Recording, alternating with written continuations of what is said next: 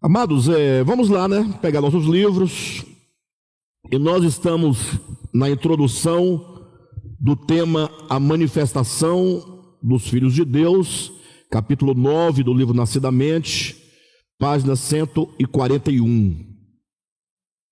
E nós começamos aqui nessa introdução, amados, falando basicamente sobre duas coisas importantes, Por um lado, falando acerca da vinda do Senhor enquanto a nossa esperança.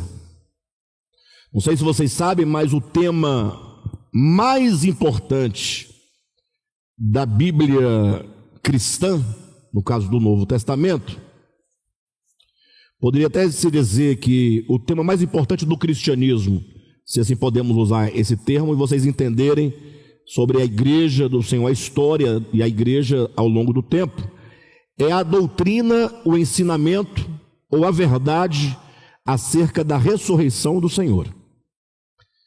Paulo vai colocar esse tema, a ressurreição, no cerne e no centro do Evangelho.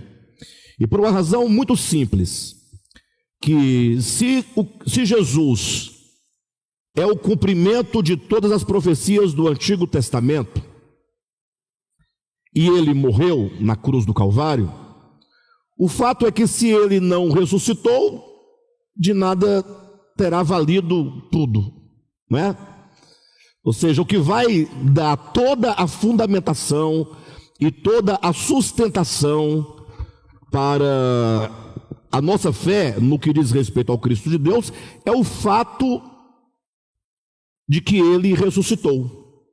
Porque se ele não tiver ressuscitado, como diz Paulo, é vã a nossa fé. Agora, se é verdade que a ressurreição é o tema mais importante, nesse sentido, poderíamos dizer que ao lado da ressurreição, o tema que segue em grau de importância é a segunda vinda do Senhor, é a parousia. Por quê? Porque é a esperança, não somente nossa, de Cristo para cá, mas é a esperança de todos os que o aguardaram mesmo antes da primeira vinda dele. Até porque aqueles que aguardaram a Cristo, o Messias, antes da sua primeira vinda, não tinha essa noção de que a sua primeira vinda seria para tratar com o pecado. Ele veio no trato para com o pecado, para resolver o problema do pecado na consciência humana e abrir esse novo caminho. Só que daí ele volta ao Pai, do ponto de vista terreno, da história. Ele sai da história, no sentido da sua manifestação física, e ele promete retornar. Então agora é essa segunda vinda que sempre foi a esperança de todos, mesmo os que viveram antes de Cristo, como nós que vivemos depois da sua primeira vinda. Porque a segunda vinda vai ser aquele grande momento histórico em que Deus haverá de intervir diretamente na história humana. O fato é que se Deus não intervir, ou não intervier na história humana, vamos ficar vivendo esses loopings, Ciclos intermináveis, que nunca acaba, porque acaba uma geração, vem outra, e a geração que veio acaba e vem outra geração, e assim as coisas parecem que não se ajustam, Não se ajustam. Então é preciso que em algum momento o Cristo de Deus, como está na Escritura claramente, ele se aproprie efetivamente do seu reino em manifestação, em que ele vai intervir para colocar um fim na história humana pelas mãos humanas, para então colocar a ordem divina, para que assim nos conduza ao fim da história, novos céus e nova terra, ao fim desta história humana, Por isso que Pedro vai dizer que nós aguardamos novos céus e nova terra. João vai falar dos novos céus e nova terra, quando por ocasião lá do final do Apocalipse, enfim. Então, falar da segunda vinda de Cristo é falar de um tema crucial.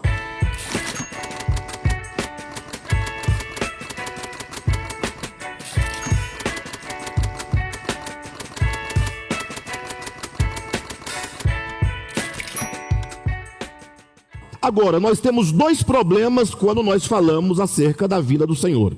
Há uma série de problemas, em torno desse tema. Na verdade, todos os temas importantes da Escritura, eles são complexos, não em si mesmos, mas eles são complexos devido à confusão que ao longo da história foi feita em relação aos temas.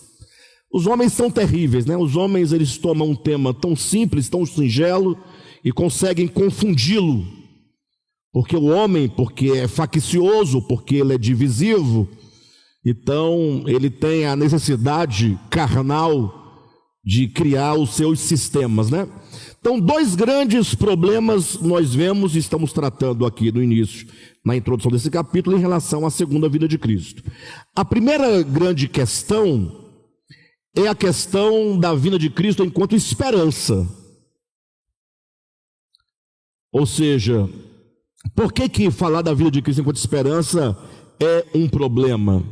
Ora, porque nós vivemos num tempo em que me parece, em razão desse mundo e desse tempo capitalista, desse tempo pós-moderno, do individualismo crescente, do humanismo muito crescente também no meio da humanidade, de tantos direitos.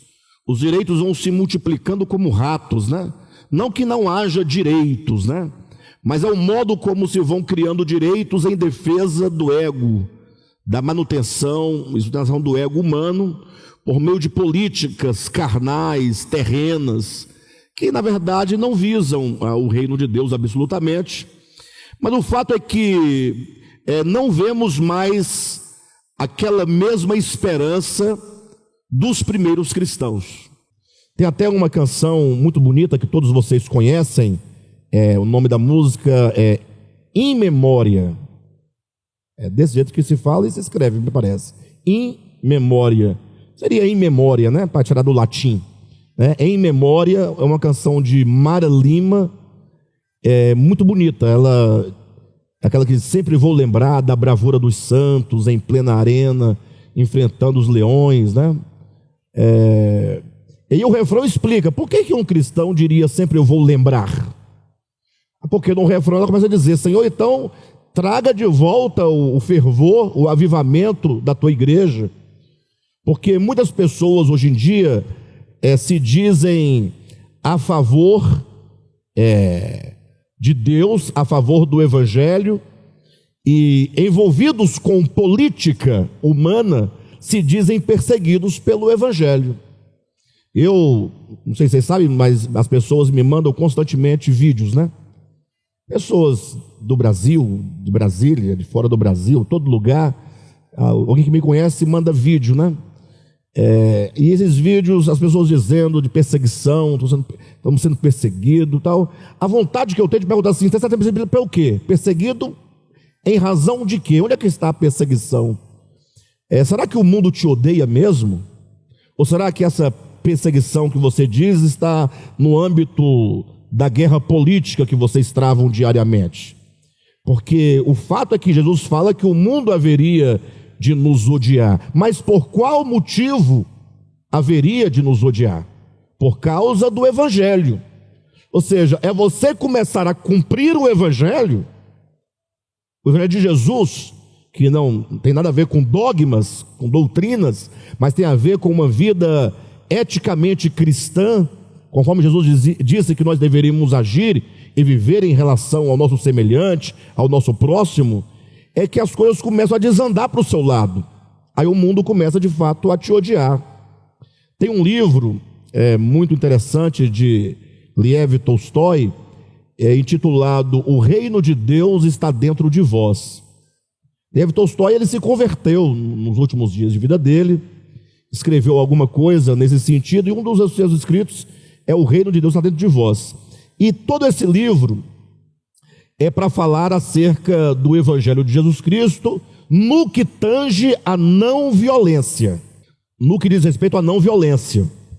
Porque Cristo pregou, propagou e viveu a não violência em todo o seu ministério. Toda a mensagem do Evangelho, ele é contra a violência, enquanto troco, ou enquanto vingança, ou enquanto qualquer outra coisa que seja.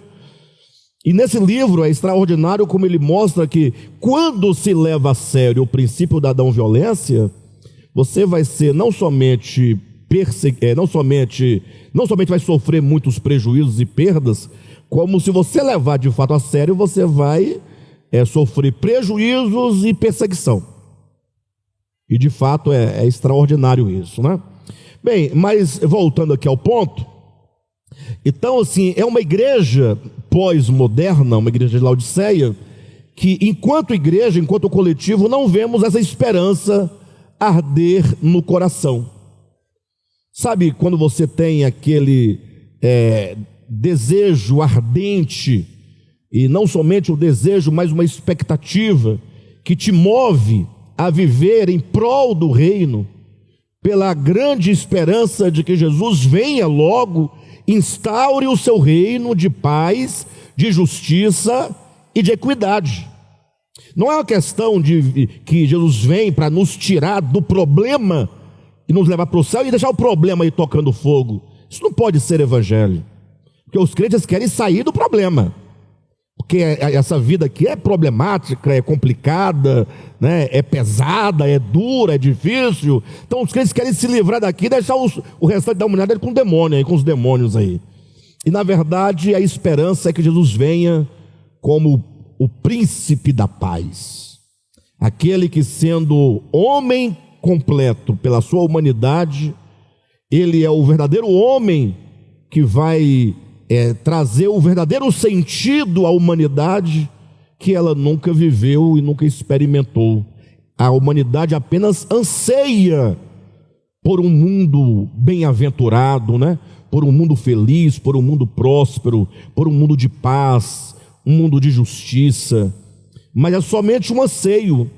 Então a esperança na vinda do Senhor consiste nessa sua chegada e intervenção, para que tenhamos um mundo de homens e de mulheres que vivam como irmãos numa perfeita fraternidade, em amor genuíno, em que haja vida abundante de fato, não é? Então, o primeiro problema que nós estamos tratando nesse capítulo é sobre a falta de esperança. Agora, imagine só, se a vinda do Senhor é um tema importante, como acabamos de falar, e se não há nos tempos modernos e pós-modernos a esperança por esse dia, o que ficou no seu lugar? Porque quando você tira algo importante do lugar, você tem que preencher com outra coisa, porque a igreja não vai negar a vinda de Jesus. A igreja sempre afirmou e continuará a afirmar a vinda do Senhor. Agora, se naquele lugar deveria haver pessoas com os corações ardentes de esperança por essa vinda, se não há essa esperança, o que foi posto no lugar? E é o segundo problema, é o problema teológico, escatológico. Seria, no caso, toda a especulação que se faz em torno desse tema, mas mera especulação. Nada da teologia, do ponto de vista acadêmico, é feito com vistas a recuperar a esperança. É feito, montado como quem monta Lego. Você tem aqui várias peças de Lego, você pode montar e vem um outro, desmonta tudo que você fez e monta outra coisa diferente com as mesmas peças. Cada um monta o seu próprio castelo, a sua própria maneira. Cada um faz o seu próprio arranjo escatológico. E cada um quer afirmar a sua verdade escatológica. E aqui eu quero abrir um parêntese e quero pedir bastante equilíbrio para os irmãos no que eu vou dizer agora, Por quê? Porque, no geral, a Escritura como um todo, ela quer apenas nos levar a perceber que nós não somos nada em nós mesmos, quer nos levar a ver quem é Cristo, para que nos leve a ver quem é Deus, e para que nós conheçamos minimamente o que Deus está fazendo, o que Ele quer realizar, o que Ele vai realizar, não é? Para resolver de fato o problema da humanidade. Ou seja, a Escritura está lidando com um problema real da humanidade, um problema real do homem. Agora, infelizmente, com o passar do tempo, a igreja, desde a patrística, né, por volta de 700 alguma coisa para frente, que a igreja começa a se preocupar em construção de um grande edifício teológico. Nesse sentido da construção do edifício teológico, pegar a Escritura para pegar um versículo aqui e outro ali, você vai amarrando um versículo no outro e montando um raciocínio, e chama esse raciocínio que você criou de palavra de Deus, chama de verdade.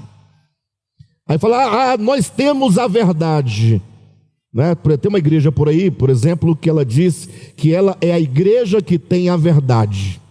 Você fala, que interessante, a igreja é interessante. Essa igreja que tem a verdade, eu vou lá atrás da verdade. Aí você pergunta, o que é a verdade? Ele fala, vem aqui que eu vou te mostrar. E ele começa a te apresentar 27 temas que eles construíram amarrando versículo com versículo. Esses 27 arranjos eles chamam de a verdade. Vocês entendem? A verdade só pode ser uma coisa, né? Só pode ser Deus. Não pode ser um raciocínio. Um raciocínio não pode ser a verdade. Pode ser o caso que determinado raciocínio esteja condizente com a verdade, mas em si mesmo o raciocínio não pode ser a verdade.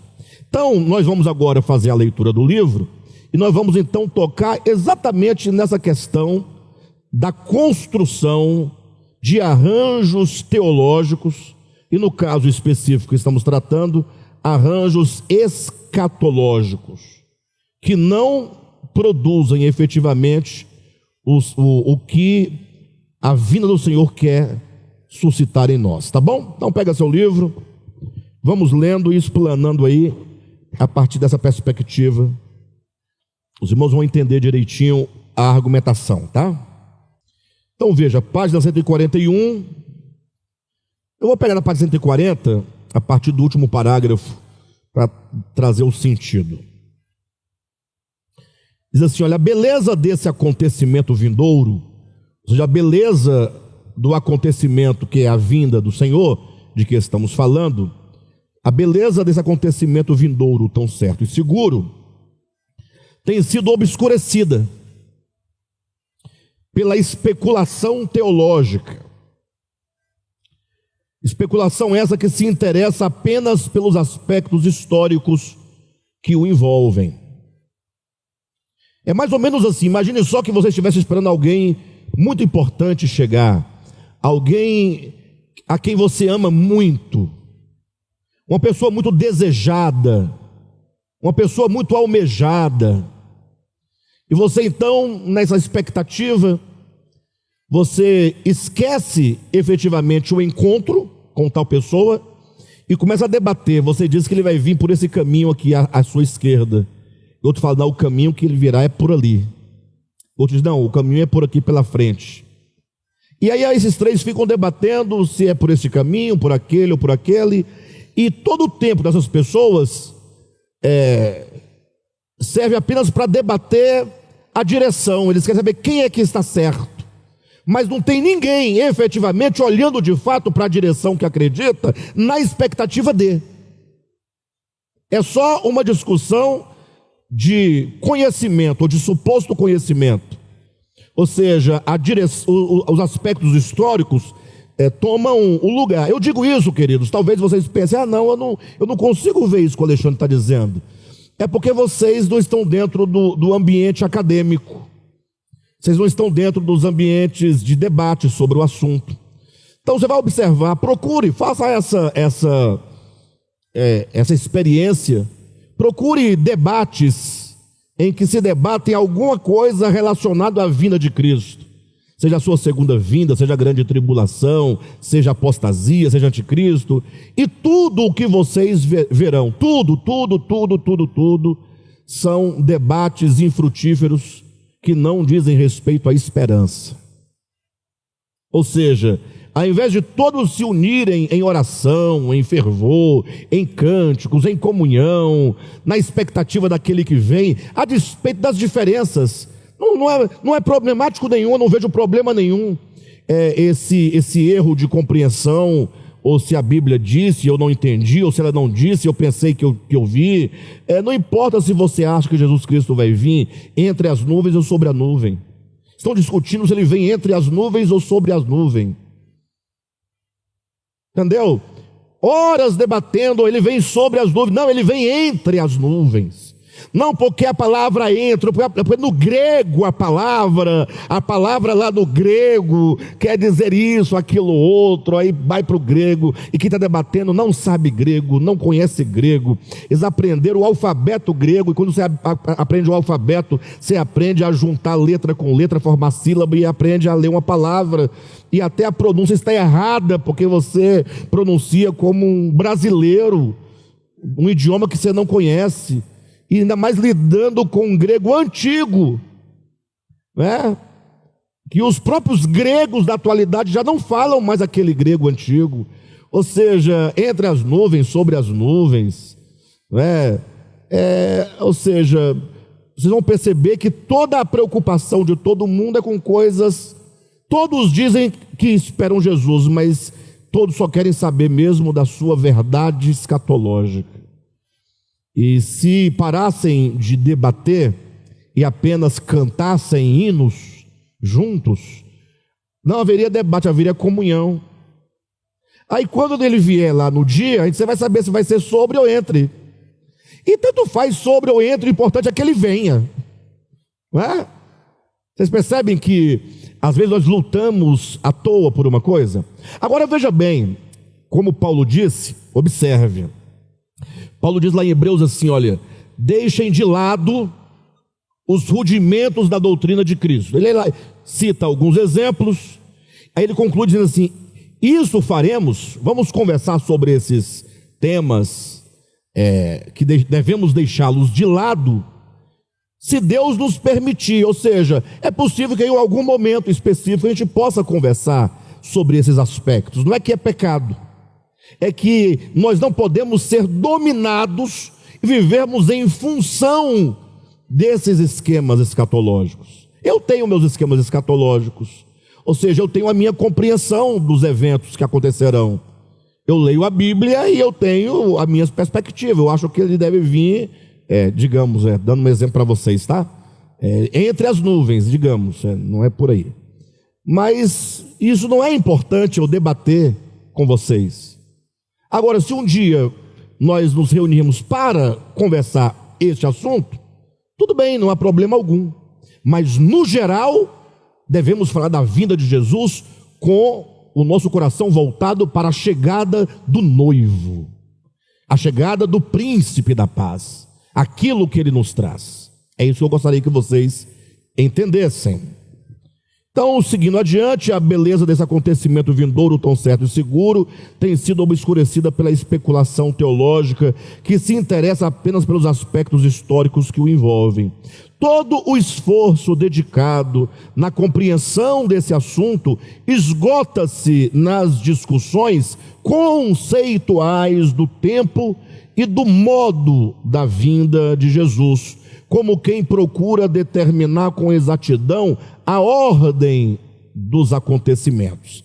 Daí as intermináveis linhas escatológicas, cada qual com seu próprio arranjo, versículos emendados, gráficos, mapeamentos, raciocínios. Mas esse problema aqui não é só na escatologia maior. Mas veja bem, de cada 10 perguntas que eu recebo perguntas diárias. Irmãos do Brasil todo, manda WhatsApp, né, que eles têm meu número, porque tem meu número lá nos nos cursos do Querigman, tem também da igreja, enfim.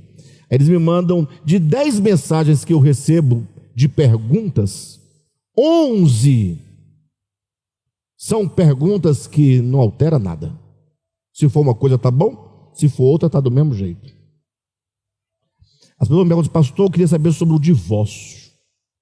Aí eu falo assim, você está divorciando? Não, graças a Deus não, meu casamento anda muito bem. Eu falei, tem alguém, a sua filha, seu filho, muito importante? Não é porque, irmão, você está procurando um texto para condenar alguém. Eu desconfio disso. Não é? Dificilmente é para socorrer alguém que está no divórcio, para falar, irmão, tenha paciência, tenha fé, e Deus vai cuidar de tudo. Não, é sempre para dizer que o camarada não pode mais, acabou. Aí vão dizer, Alexandre, você é a favor do divórcio? Não, ninguém é a favor do divórcio, nem quem divorcia é a favor do divórcio. Divórcio é morte. A pessoa que passa por um processo desse, ele está destruído, ele não queria isso na sua vida. Só que aqui na terra as coisas acontecem. Acontecem. Todo mundo está sujeito a muitas coisas. Até porque, tratando-se pensamento do divórcio, o divórcio não é uma decisão de uma pessoa. Envolve 2 pessoas. E quando envolve 2 pessoas, o problema está armado, porque como resolver um problema entre 2 pessoas quando não há consenso? Né? Tem que ter muito Espírito Santo, muito mulher, seria o ideal, né? Quebrantamento, ambos arrependidos, ambos abrindo mão de tudo e se abraçando, glória a Deus, o Espírito Santo, a maravilha. Esse aí é o mundo ideal, né?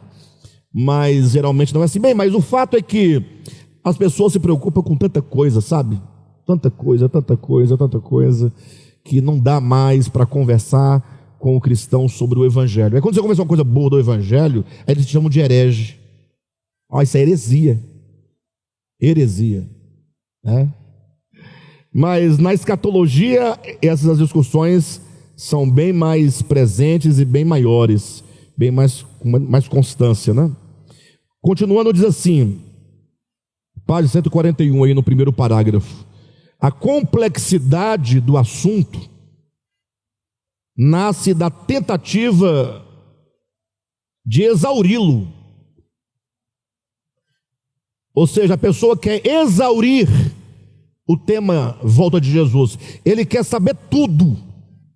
Ele quer ter uma conclusão absoluta de como será.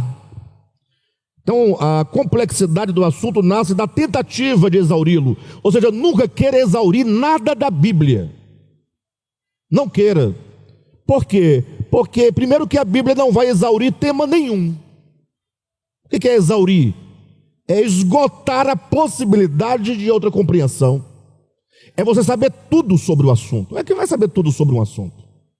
Não tem como saber. Então, quando tenta se exaurir a escatologia, você acaba se tornando o dono da verdade. E você é sim o dono da sua verdade, porque você foi que elaborou, que criou os seus esquemas. Então, ele é seu. Então a complexidade, ela nasce da tentativa de exaurir o assunto e de deter, a tentativa de você deter o domínio absoluto daquilo que, dito profeticamente, chegou até nós por meio de figuras, não raras vezes indecifráveis. Ou seja, as profecias bíblicas, a escatologia bíblica, na sua maioria, 99,9%, você está lidando com figuras, com símbolos. Queridos, quando você lida com símbolos, você só pode se aproximar, não é nem da verdade, só pode se aproximar do sentido do texto, porque as figuras, elas são polivalentes, elas podem significar muitas coisas. E aí você às vezes se apega. Olha, tem um detalhe interessante, para vocês entenderem a polivalência de uma metáfora, né? E há muito tempo no nosso ministério aqui no DEVAP, vocês sabem que eu já tive um período na minha vida, eu perdi muitos irmãos e membros aqui do DEVAP, depois que eu abandonei essa minha postura. Eu abandonei e não quero mais. Para mim, a postura de ser o dono da verdade. Eu sempre fui muito absoluto pela verdade, hoje eu continuo sendo absoluto pela verdade, no sentido de buscá-la e de vivê-la na medida em que eu posso compreender um pouco. Mas antigamente eu tinha o domínio intelectual da verdade. Com isso eu criei muitos problemas. Mas imagine só vocês que tem uma parábola de Jesus, que é a parábola do fermento. Do fermento. Então, essa é uma das parábolas que Jesus conta e que ele não dá o significado. Porque algumas parábolas Jesus conta, em seguida ele explica, né? A exemplo da parábola do semeador. Agora, a parábola do fermento, ele não explica, ele só joga a parábola. E aí a parábola diz assim, olha, porque o reino de Deus é semelhante a uma mulher que colocou o fermento em 3 medidas de farinha. E o fermento tomou toda a massa e a massa ficou toda levedada. Ponto. E aí você começa a elaborar os esquemas teológicos. Uma mulher, olha, tá vendo? Quem é essa mulher? Você agora quer descobrir um significado para a mulher. Hoje eu falo, não tem significado nenhum. Aí como não tem? Ele contou a parábola, podia ser um homem, podia ser uma criança. Não podia ser uma mulher mesmo. É porque naquele tempo você olhava e era comum uma cena de uma mulher fazendo um bolo. E não seria comum um homem fazendo um bolo, ainda que pudesse fazê-lo, em razão da época, da cultura, dos costumes. Então Jesus olha para uma mulher, vê ela fazendo um bolo. Aí a mulher coloca 3 medidas de farinha, ele está olhando, aí coloca aqui o fermento e mexe, aí daqui a pouco a massa incha. Aí Jesus fala, o reino dos céus é semelhante a isso. Entenderam? Então, não fica investigando quem é a mulher e tal. Há 3 medidas. Por que 3? É o Pai, o Filho e o Espírito Santo. Para, gente, com isso. Você fica querendo falar o que Jesus não disse. Ele apenas compara o reino de Deus é semelhante a uma massa fermentada. É só isso que ele quer dizer. Agora aqui nós nos deparamos com a complexidade. Porque o que isso quer significar? Aí tem 2 interpretações tradicionais. Aqui eu defendia, e ainda posso defendê-la sem nenhum problema, é a que diz o seguinte, que o fermento, quando você busca em toda a Escritura, onde tiver fermento na Bíblia, ele sempre terá um sentido negativo. Desde a primeira vez que aparece lá em Êxodo 12, né? Depois da festa dos pães ázimos, sempre vai. Onde tiver na Bíblia a palavra fermento, com exceção desse texto que não diz o que é, nem positivo nem negativo, o fermento aparece no sentido negativo. Então, a partir daí eu tenho a possibilidade de interpretar um sentido negativo, sim ou não? E se era 3 porções de fina flor de farinha, eu posso entender que a farinha, porque ela é fina, flor, ela é a flor de farinha, porque ela é pura, ela significa algo bom, o fermento algo ruim. Então poderia ser o sentido, é um possível sentido, de que o fermento corrompeu a farinha, no sentido de que a igreja, reino de Deus, em algum momento da história seria contaminada com a presença de um fermento que criaria um falso crescimento da igreja. Entenderam? Porque uma massa fermentada é um crescimento natural ou um crescimento artificial? E se o fermento for natural? Do mesmo modo, a massa não cresceu, ela sofreu um processo inflamatório e ela ficou aquela maçã, aquele maçudo, né? Tudo aquele grandão. Enfim, é uma maneira de você interpretar. Só que tem alguém que fala, não, mas eu não consigo ver assim. Como é que você vê então? Você fala, olha, o reino de Deus é semelhante. Então, eu tenho aqui, o reino de Deus é semelhante a esse processo aqui todo. Logo, deve ser algo positivo, porque como é o reino de Deus? Aí ele vai dizer, era inicialmente 3 medidas, era coisa pouca.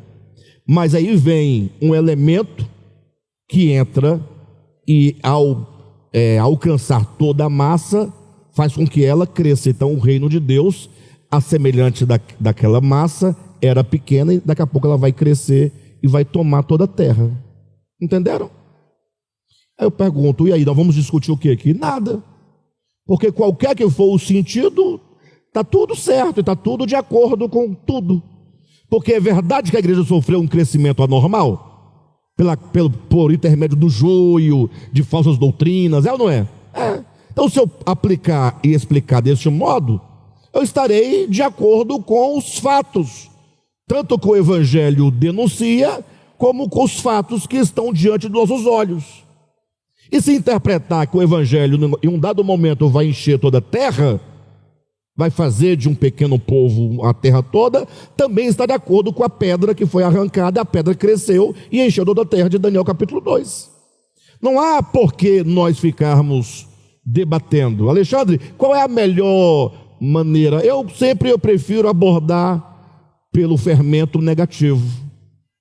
Até porque é mais dramático, é mais impactante, porque te dá mais espaço para você abordar o problema das heresias, o problema dos falsos profetas, o problema do coach dentro da igreja, o problema da PNL dentro da igreja, o problema, vocês entendem? Dessas coisas que vão trazendo um suposto crescimento, mas não é o verdadeiro crescimento que procede de Deus. Quem está me entendendo? Mas é apenas uma questão de escolha. Não há debate aqui mais. Nós abandonamos há muito tempo. Agora, nós vamos sempre confrontar e recusar aquilo que vai de encontro ao Evangelho. E pode deixar que nós vamos bater pesado, porque nós não vamos abrir mão do Evangelho. Perfeito, queridos? E aquilo também que está claro na Escritura, não há dúvida, nós vamos também em defesa da compreensão daquele texto conforme se expõe. Agora, as profecias, não vejam isso como fraqueza, tá? Cuidado. Porque alguém, na sua fraqueza, pode dizer, não vamos mexer com isso não, porque tal. Não. Nós investigamos escatologia bíblica por anos a fio. Eu estudo escatologia, não é somente no DEVAP, pelo contrário. Talvez estudando escatologia há mais ou menos, se nós temos 25 de DEVAP, né? 25 com 7 dá 32, com mais 3, 35 anos, é isso mesmo? Então há 35 anos eu estudo escatologia. Ou seja, não é muito, mas são 35 anos. Então não há fraqueza da minha parte, não. O que há é a compreensão de que uma vez que as profecias se nos apresentam de forma metafórica, nós temos que andar devagar. Perfeito? E não somente andar devagar, mas procurar compreender que são metáforas. Ou seja, usa-se símbolos e logo a profecia nos fala metaforicamente. Ou seja, você não pode olhar para Jesus vindo, conforme o texto bíblico. Jesus vem montado num cavalo branco, da sua boca sai uma espada afiada.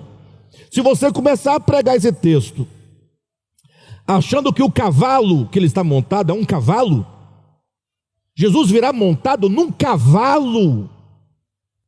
Por que num cavalo?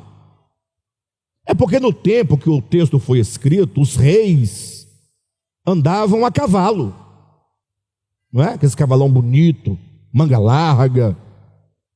Então, para falar da vinda do rei, mostra-se a ele nessa linguagem comum. Agora, um dia eu falando com o irmão sobre isso, ele falou, pastor, eu não vejo dificuldade nenhuma em imaginar que no céu tenha lá um aras. Qual a dificuldade de ter cavalo no céu? Eu falei, nenhuma. Eu só acho totalmente desnecessário você afirmar isso, que ele vem montado num cavalo e achar que é cavalo, e ao mesmo tempo falar que a espada que sai da boca dele não é espada, é a palavra dele. Quer dizer que a espada é simbólico, o cavalo é literal. Não há uma incoerência. Aí nós começamos a selecionar: isso é simbólico, isso não é, isso é aquilo. Você vai construindo o raciocínio e montando o seu Frankenstein, aquela colcha de retalhos. Você vai colocando o retalho da cor que você quer, do tamanho que você quer, no lugar que você quer, e vai montando aqueles remendos todos para poder dar o seu panorama. Então é necessário nós olharmos para a profecia, sim, nos interessarmos pelas profecias, sim, mas procurar o discernimento daquilo que é mais essencial, daquilo que não pode nos escapar, que é de fato o motivo porque as profecias nos foram dadas. Então, seguindo no texto, nós temos aqui, página 141, a complexidade do assunto nasce da tentativa de exauri-lo e de deter o domínio absoluto daquilo que, dito profeticamente, chegou até nós por meio de figuras, não raras vezes indecifráveis. Essa semana eu achei interessante. Desculpa, mas é porque eu me lembrei agora. Eu vi um videozinho, alguém postou lá, nem sei quem foi, tá lá, coisa de internet. Aí tinha assim uma pista grande, cheia de drones. São esses drones, né? Os drones de guerra grande, assim. E aí daqui a pouco subia toda uma fileira assim de drone, tudo juntinho, né? Tipo um helicópterozinho batendo no negocinho. Depois vinha outra, daqui a pouco tinha tudo de drone, né?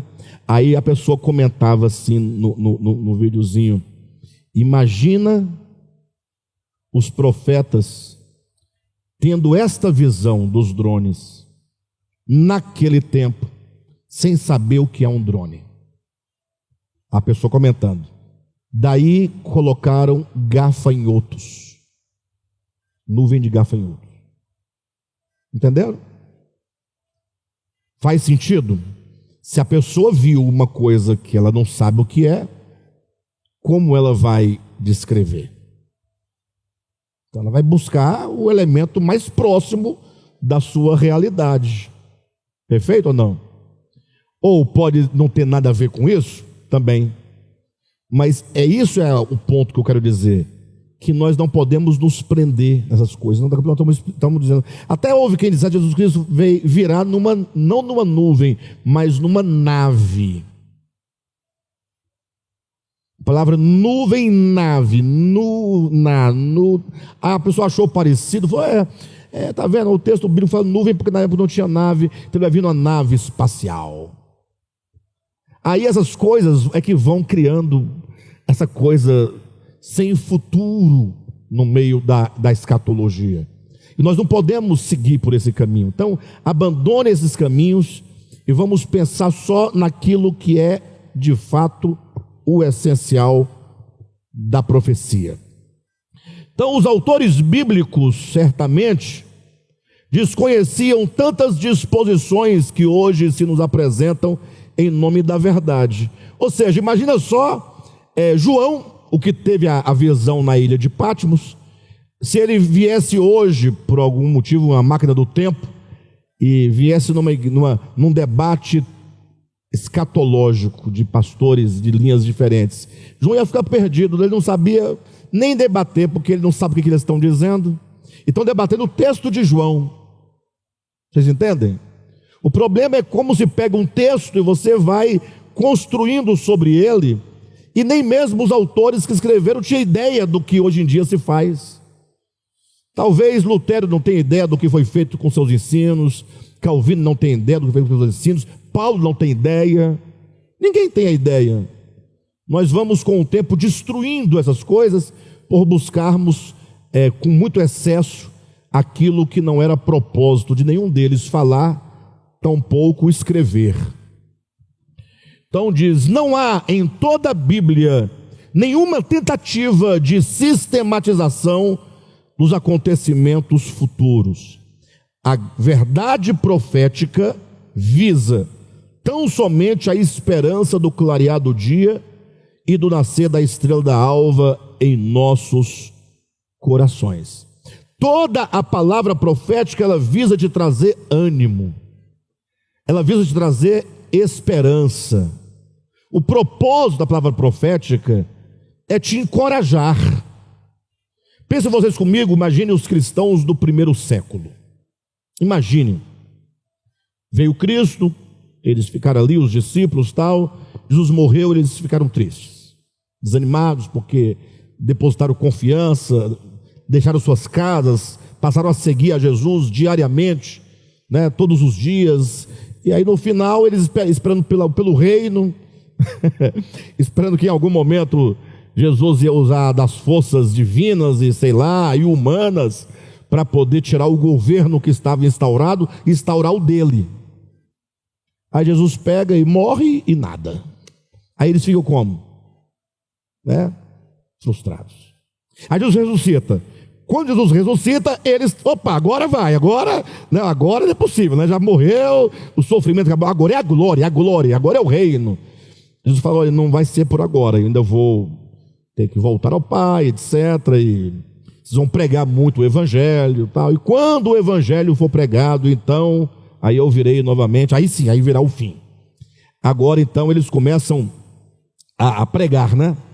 Pregar a vinda do Senhor, tal, etc. E vai pregando, só que aí passa um ano, passam 10 anos, 15 anos, 20 anos, Jesus morreu por volta do ano 37, né? 35, 36, por ali, 37, e a igreja então, imagina só, quando chega no ano 70 e o templo é destruído, é queimado, é queimada tal, ano 80, ano 90, todos os apóstolos agora já tinham morrido, exceto João.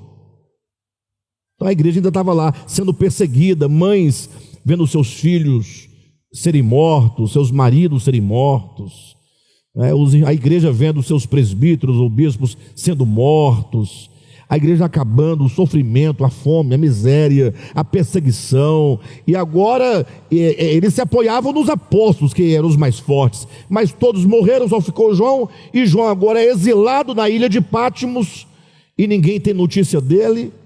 Então está todo mundo frustrado de novo, porque a igreja, Jesus falou que vinha, não veio, a perseguição está nos destruindo, os irmãos desanimando, e o último que nós tínhamos por apoio era João, deve estar morto também, porque ele foi exilado, mas não sabiam do destino dele, e o próprio João agora exilado na ilha de Patmos, fazendo qual pergunta, talvez?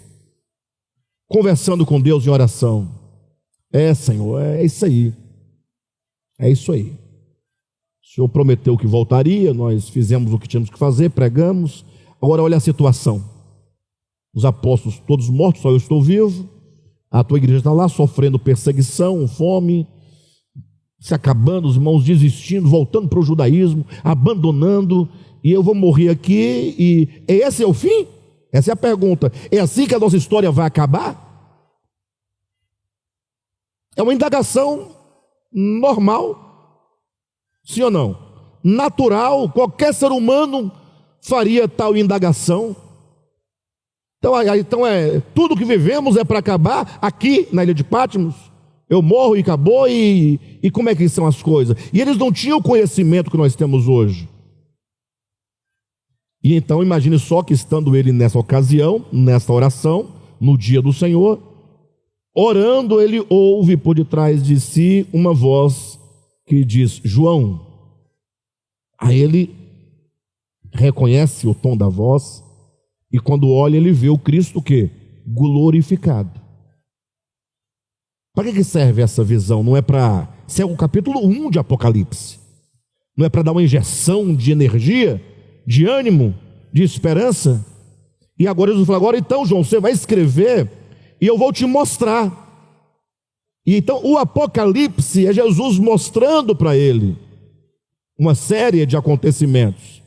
Mas qual é o propósito disso? É para João saber, virar um doutor em escatologia? Não, o propósito é ele entender que o futuro já está escrito e já está decidido, e que, portanto, a vitória de Cristo e da igreja é certa. A despeito dos sofrimentos, a despeito de muitas vezes o mal parecer prevalecer, o inferno parece que prevalece contra a igreja, o desânimo e tal, mas o Apocalipse ele traz a mensagem da esperança. Fiquem tranquilos, ainda que vocês morram, logo, logo o Senhor aparecerá, o Senhor virá, os mortos ressuscitarão, e etc, etc, etc. Agora escreve esse livro, que não é um livro de especulação, nem um livro de assombração, é um livro de esperança. E leva às igrejas, entrega às igrejas. Então, por isso que é dito, bem-aventurado aquele que lê e aquele que ouve as palavras da profecia deste livro. Por quê? Porque a pessoa que lê e recebe a revelação do livro é uma pessoa cheia de esperança. Esse é o objetivo das profecias e não a especulação em si mesma. Nesse exato momento, há dezenas e dezenas de pessoas, se não centenas, debatendo escatologia, debatendo a vinda de Jesus antes, durante ou no final da grande tribulação. Esperança que é bom? Nada. Por isso diz, a verdade profética visa tão somente a esperança do clarear do dia. Ou seja, nós estamos vivendo uma grande noite. Em algum momento o dia tem que clarear, tem que amanhecer. Isso é simbólico, né, queridos? É simbólico.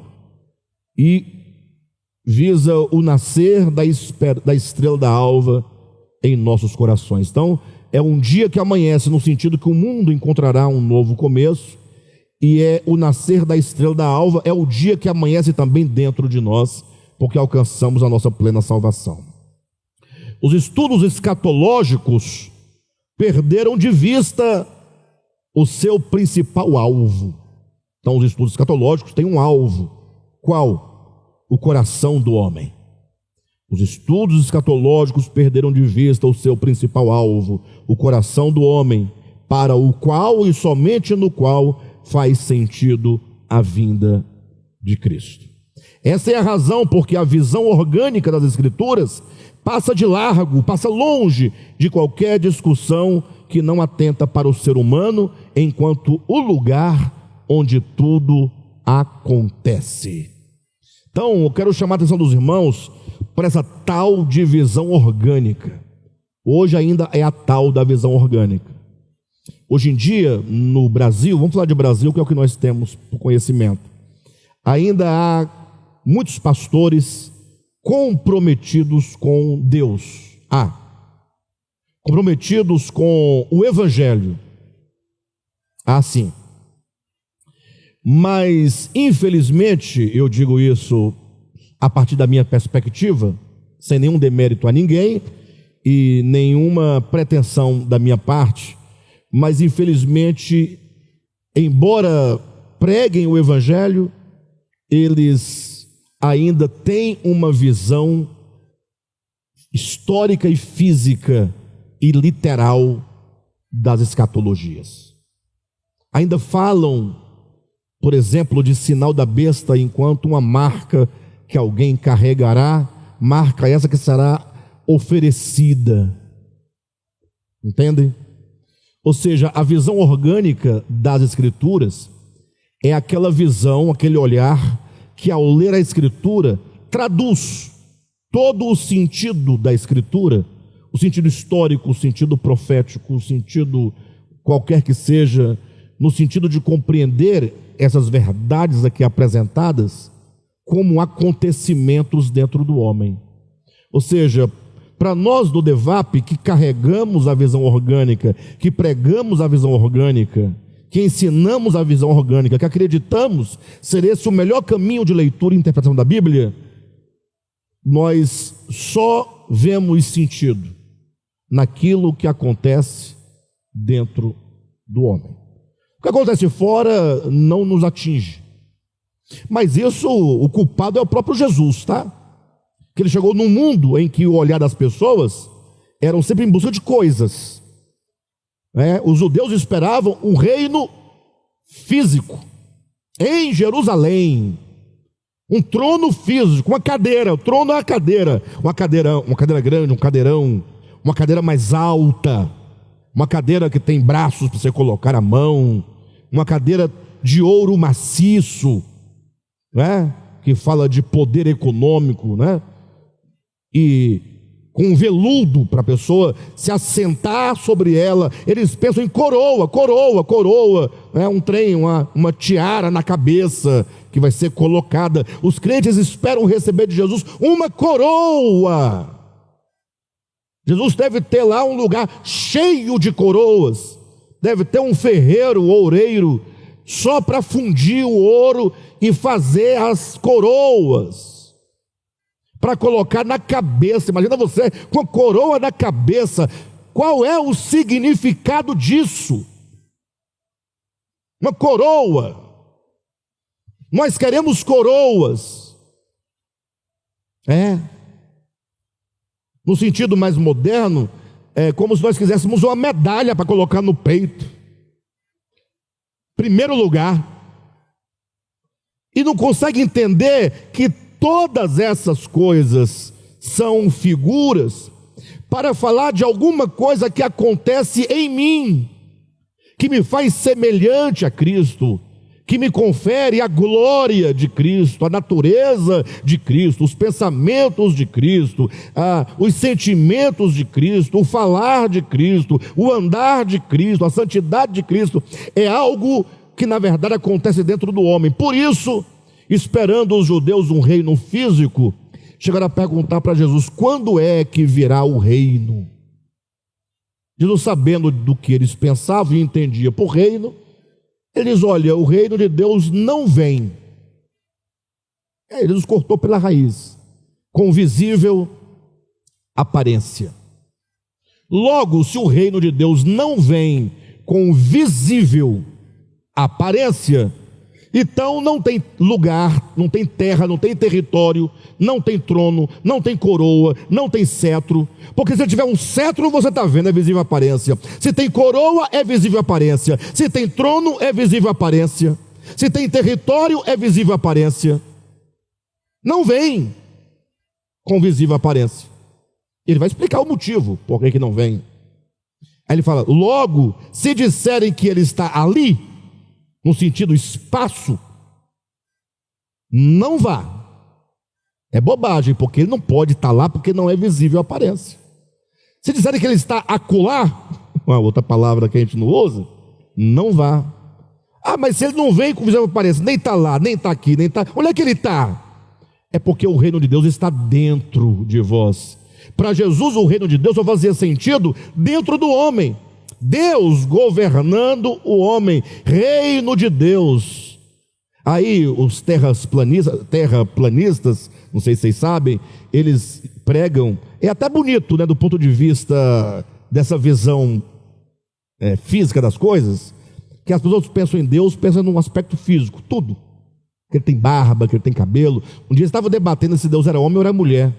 Teve um pastor, coitado, o pastor é até sincero e é um bom pregador, excelente pregador, mensagens maravilhosas, é um ícone que deveria ser ouvido no Brasil hoje, aí ele, lá no Salmo 131, Senhor, não é soberbo o meu coração, nem altivo o meu olhar, não anda à procura de grandes coisas, nem de coisas maravilhosas demais para mim. Pelo contrário, fiz calar e sossegar a minha alma, como uma criança desmamada se aquieta no colo de sua mãe. Aí o pastor, muito bom orador, ele começa a falar de Deus como essa mãe. É só uma metáfora. E de você como uma criança. Aí todo mundo cai matando: glória que Deus é uma mulher, é uma mãe, Deus mãe, Deus... Gente, pelo amor de Deus, onde é que nós vamos parar com isso? É a visão das pessoas que vê a Deus como... Bem, se estão reclamando que é mãe, que é mulher, é porque eles defendem que Deus é homem, macho, que tem pingolim. Deus teria pingolim. Vão dizer que eu estou blasfemando, que isso não se diz em púlpito. Mas que púlpito? Porque essa é a ideia, a sexualização de Deus. Parem com isso. Deus nem mão tem, vai ter pingolim. Porque se você está olhando a Deus do ponto de vista macho e fêmea, ou é pepeco ou é pingolim. Bobagem. Nós temos que abandonar esses rudimentos. Isso era o modo como os homens viam as divindades lá no mundo grego antigo, no mundo egípcio, no mundo persa. Isso é coisa de pagão. Isso é coisa até mesmo de cristão, mas cristão rudimentar, ainda com a mente de Moisés. Olha a ideia de Moisés, ele escreveu. Bem, disseram que ele escreveu. Mas alguém escreveu no nome dele, que seja, mas escreveu e está escrito. E as pessoas discutem isso com ardor, com ardor. Moisés teria visto a Deus pelas costas. Eu fico imaginando as costas de Deus. Deus tem costa? Que ideia de costas é essa? Pastor, mas está na Bíblia. Irmão, pelo amor de Deus, não faz isso comigo não. O problema não é a Bíblia é um livro que é rudimentar, a linguagem é rudimentar. Eu estou falando aqui do livro de Êxodo, 1200 anos antes de Cristo, ou mais, sei lá. É só uma linguagem. Um dia desses estavam debatendo, e olha que tinha um pastor certo, né?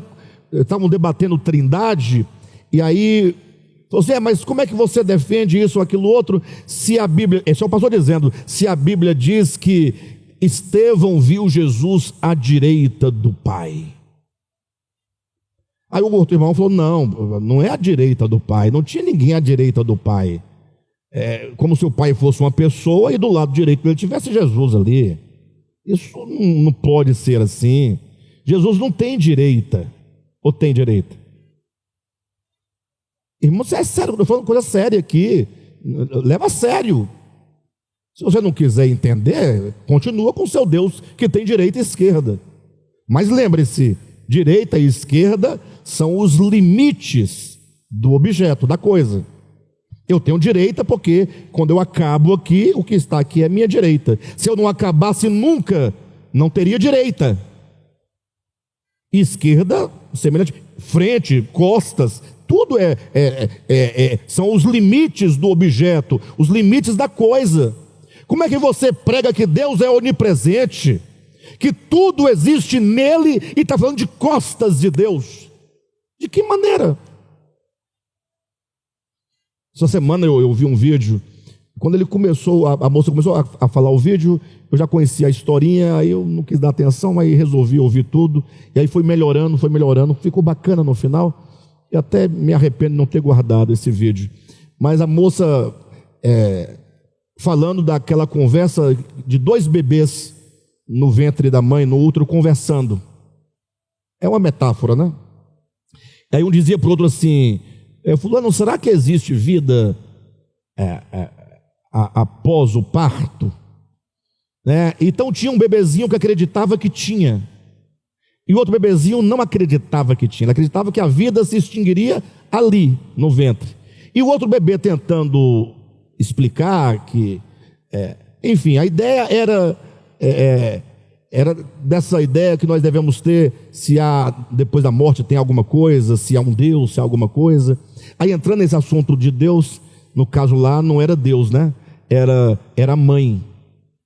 O bebezinho falava assim, imagine só, um dia nós vamos poder ver a nossa mãe, encontrar-nos com nossa mãe.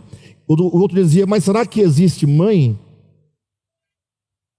Aí eu dizia assim, mas imagine só que se você agora, por um momento, você olhar para dentro de si, fizer um silêncio profundo, você eventualmente pode ouvir a sua voz. Falando da mãe. Não é porque o bebezinho está onde? Na mãe. Tem como esse bebezinho ver as costas da mãe aqui atrás? Ver a direita da mãe?